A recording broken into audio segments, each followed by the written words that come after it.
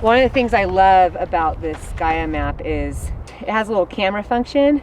You take a picture, it saves it to that location. I can add notes to it. Yeah, that's pretty much how I've been taking notes on the entire course. Especially if I come to like intersections, like sometimes I'll like take a picture of my finger pointing one way, because when I do this whole attempt, it's not gonna be it's not a marked course. It's me needing to know the course. So yeah, I rely on this a lot. And it's just fun. You go back and you have this whole giant course, this whole map with like essentially like a photo diary.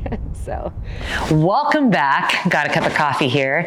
This is episode 3 in the lead up to the Mammoth film. So thank you for joining me. As always, it really means a lot to me that you're going to sit and view this episode. I'm really excited about this episode because I am going to deep dive into the project itself, what it is, why I chose to do this, and really like the background prep in order to make it happen.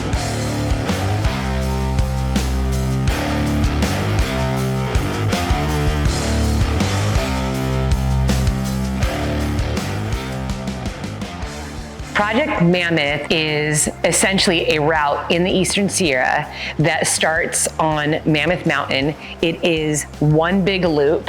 It's anywhere between 200 and 210 miles, starting and ending on Mammoth Mountain. This route was dreamed up by my good buddy, Tim Tollefson, who you got to know in the last episode. If you haven't watched that yet, make sure you go and watch that. After I finished the Grand Slam of 200s last year, which is Cocodona 250, Tahoe 200, Bigfoot 200, and Moab 240, Tim reached out to me and said, hey, I have been dreaming up this route for a while. Would you want to come and run it? And I thought, yes. Ideally it was, can you put it all together? Does it make sense? Good morning, back in the mountains. Arrived yesterday, went out for a little run, stocked up the kitchen. Now I'm just prepping for today. So I'm gonna start off with some greens and reds. A little glimpse of what's going on here. We charged up the external batteries last night. Those are for my cell phone. That's a headlamp. We're gonna fuel up the body and then drive over to the course where I will do some dynamic stretches, loosen up the body, and then get ready for a very long day.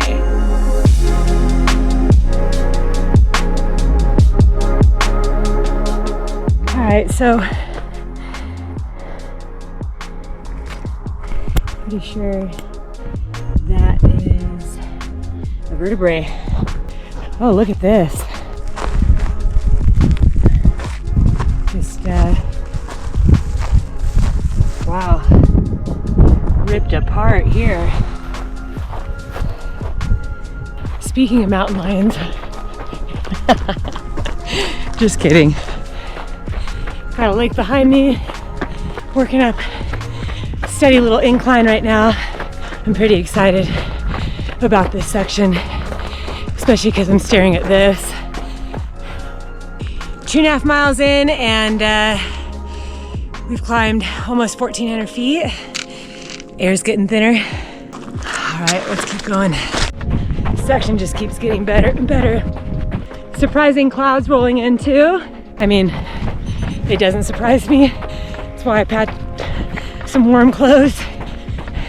It was pretty hot when I started, and now it looks like it's gonna rain. We are coming to the John Muir Wilderness. Some of the best trails in Eastern Sierra. Also, let's just take a look at this sign. That's a good sign right there. Found some water and a janky little bridge here. It's so cool. Don't you love the sound of rushing water? Love that. And if I needed water, I'd definitely drink that water. Bet it tastes so good. I could probably go in that way or this way, so let's check the map. Nope. We're this way.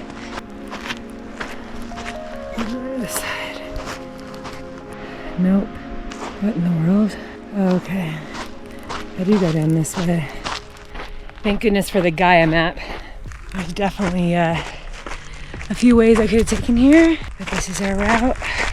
Poles have been good. I used them for the first few miles.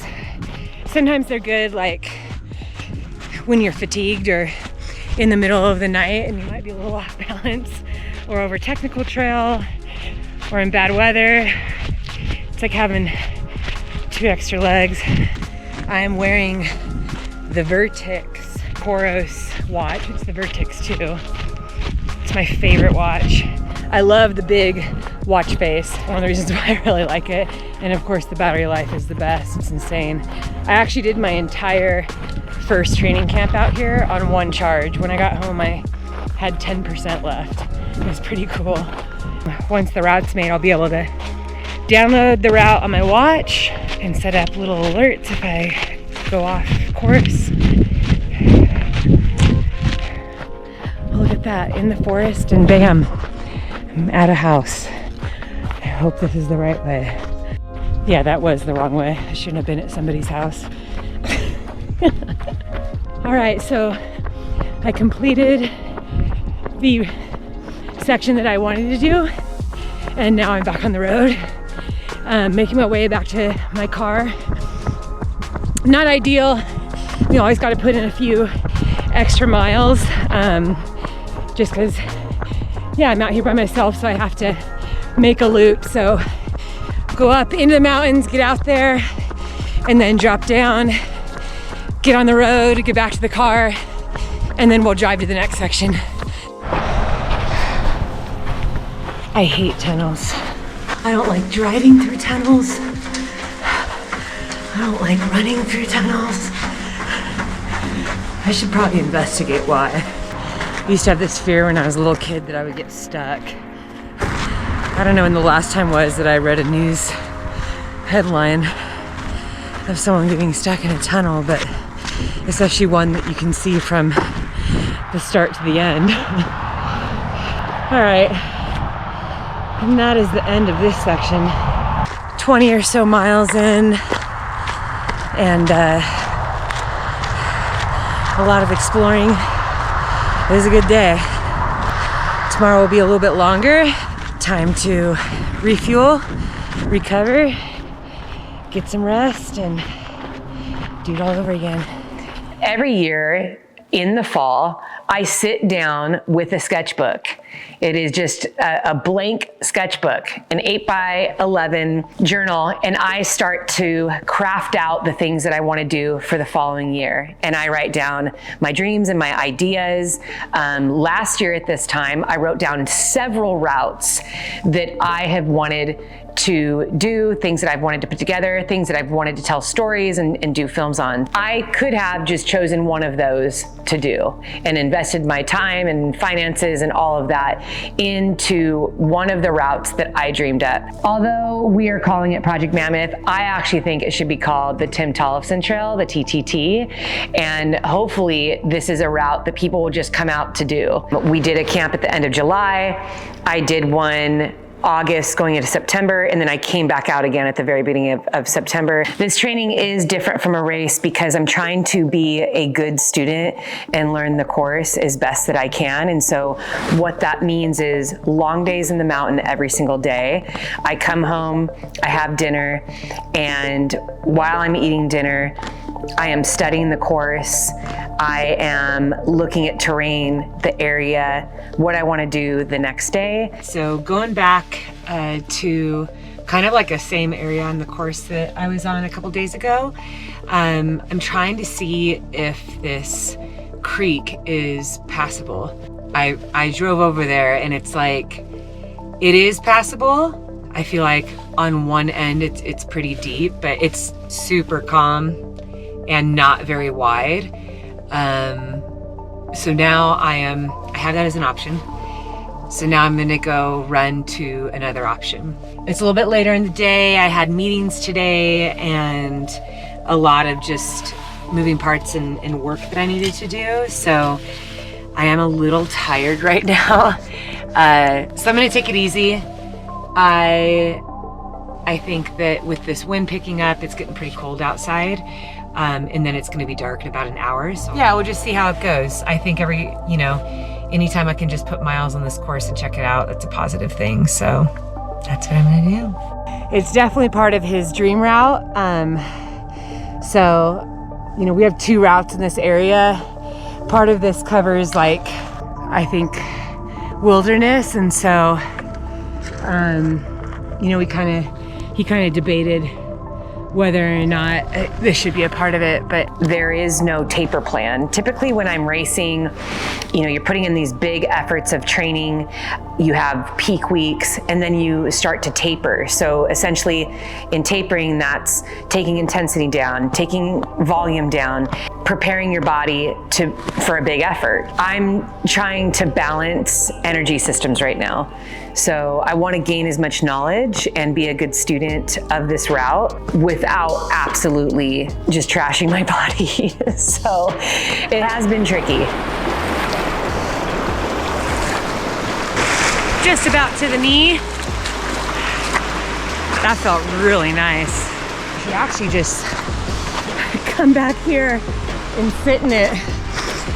Let these weary legs recover for a bit. All right, doing some route finding. Oh my gosh, how cool is that? Huh, I wonder how old those are. That's so rad. So doing some route connecting, checking out some options. Got up this morning and did some much needed stretching and mobility.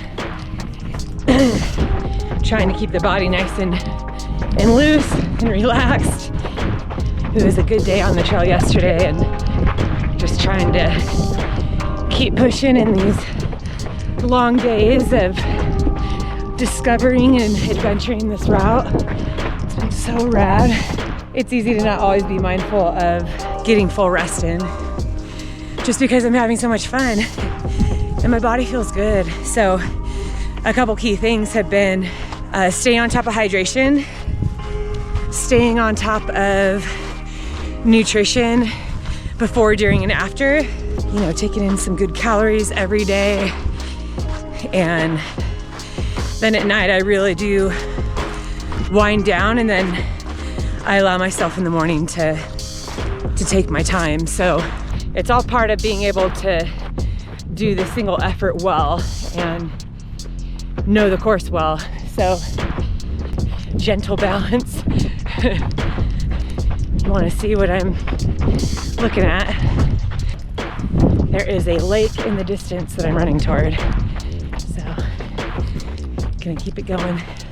All right, pausing right here because how can you not? And yeah, definitely gonna take this route because you spit out to this. Oh my gosh. Especially after running through a field, like a valley floor, and then to open up to this. Oh my gosh. It just keeps getting better. Did I already say that? A good rule of thumb that I have been sticking to is 1, I get good sleep. I am focusing more on just covering as much of the trail as possible as opposed to what my pace is, workouts. I know that I can go this distance. That is not something that concerns me. I want to make sure that I know this course and that the team is prepared. I found that my days typically started around, I was up between like 7 and 8 o'clock in the morning, and then I would be out on the trail all the way until the sun went down. So I never ran through the night, but I think anywhere between 10, 11 hours each day, 12 hours sometimes. I was on the course. I was essentially learning the trail, looking at the options, seeing how everything connected, all the while with what I had in mind was I have this crew and they need to be safe, they need to be informed, they need to know that they are going to be able to keep up with me in certain sections, that they can capture the things that they want to capture. All right, I have been driving for about the past hour and checking out just forest roads, service roads, pretty much like where good spots are for crew to come in and for the media team to come in. Finally found a spot, and it's pretty incredible, this beautiful valley that just kind of opens up to the surrounding mountains. That's the backside of the highest point in the Glass Mountains right there. So I'm not planning on having set people to pace. My good friends Billy and Hillary Yang have been so kind to offer their time and help pace, which is huge. I will have a paid media team. Their main focus is going to be on the film. Tim really wants the course to be a main character, and so that is a big part of where my brain is. So we have hired Drew Darby, Tyler McCain, Sarah Tarr, Matt Shapiro. All 4 of these people are incredible outdoor creatives. So shout out to my boy Daniel Carter, who actually makes these episodes interesting, fun to watch, and of course, we totally mesh on the music. Thank you, Daniel, for choosing good music. Massive respect for all of them. I consider all of them my friends. And I think that's a question that's come in a lot about, you know, what the project is and what is it I'm putting together. I'm putting something together that I've never done before. And I'm seizing an opportunity that my friend Tim gave me to highlight this dream that he has had to create this route in the Eastern Sierra. But I want to do it in a way that really showcases it in the best possible way. And so me knowing the course is essential, because I, in many ways, have to lean on myself and make sure that I know what it is that I'm doing. So facilitate and direct a beautiful film in a team of people while putting my body through 200 miles. I don't know how my body will respond to that, but I have a lot of confidence in the experience that I've had. I also have a lot of confidence in my team. So I have, just a rock star crew all around me. More notably, Eddie.